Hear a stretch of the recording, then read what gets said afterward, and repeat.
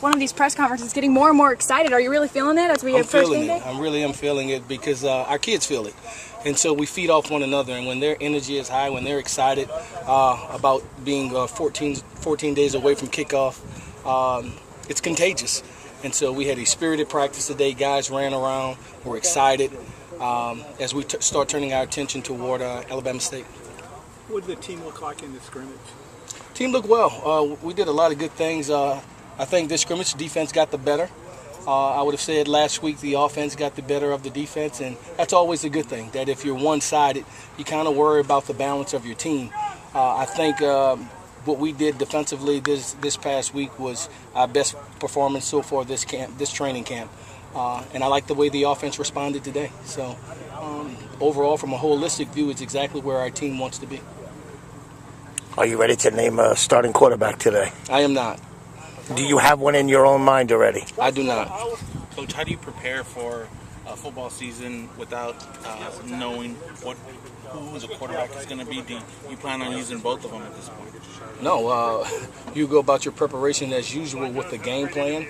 We don't have a game plan specific for an individual quarterback. Our scheme allows us to adhere to the talents of both of our quarterbacks, so it doesn't matter who's in the game. Regardless, either one is one snap away. And so there is no alteration in things that we're going to do offensively. We go about our regular practice in preparation for whomever may be the starter. Or if one went down, the first play of the game, the next one would have to go in, and the game plan would stay the same.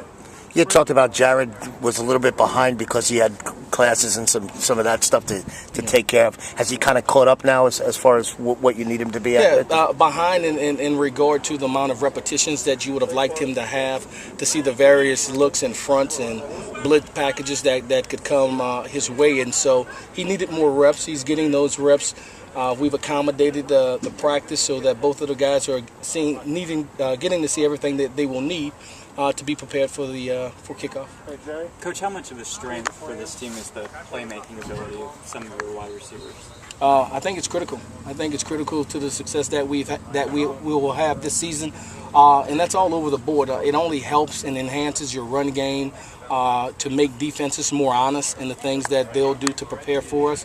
The good thing is we're relatively new, and so they would have to, I guess, look at the Jacksonville Jaguars or I guess some LSU and some Arizona and all the places Frank Selfo and myself have been to try to find out our identity. But the reality is it's a myriad of all of it. You say that, but still at the same time you're starting from scratch. How much will that give you a chance to maybe experiment and go off your tendencies of what you've done earlier in your career? Yeah, it's exactly that. That we don't have a permanent, this is what we're doing. We do only in the sense of it's collective of the things that we've done over time. And it accommodates the skill set of our current team. And so it's a plethora of all the things that collectively we've done offensively. And, you know, Frank will be the play caller, and he'll do the things necessary to put us in position to move the ball. Coach, how would you characterize your team's health at this point in fall practice? Yeah, I think we're no different than anybody else in the country. There's nobody that's 100%. As you look at college football, the NFL and training camp, anywhere preseason, you have bumps and bruises and guys coming back and strains. So I would say we're in good health because we have no one that's detrimental that'll be out for the duration of the year. But we have Nick and Nax here, and which is normal. How's the defense looked so far? Yesterday, extremely well. Sunday, extremely well. Today, a solid performance. I thought the offense answered the bell and responded, and from a great effort and display that the defense did on Sunday. What's been the heart of that defense so far for you, Frank? I know that Coach Golding is high on some of his D linemen. What do you see? Yeah, probably the energy level. Those guys, just their ability to pursue to the ball. I think in the scrimmage we had 4 or 5 turnovers.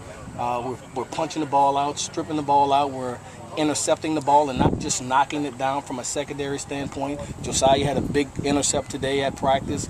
And so the ability to create turnovers has been the bright spot for us defensively. You got a few young guys that are kind of seem like they're going to be playmakers for you. Is that surprising that so many freshmen and newcomers are going to make that type of impact? That's our intent. You know, when we go into the homes and we're recruiting these young men, we say to them, you'll have an opportunity to compete for playing time here. And so it's our expectation that we're really not going out recruiting players that may not play for 3 years. We're trying to get good quick. Coach, can you tell me a little bit about Bryce Taylor and what you've seen out of him here in camp? You said Bryce? Yes. Bryce has been steady. You know, he's doing the things that we're asking of him. He's a powerful man. He has strong hands. He's consistent in his catching ability. So we like where he is. We're going to count on him to do big things for us this season. Thank you, Coach. Thanks, Coach. Thank you, guys.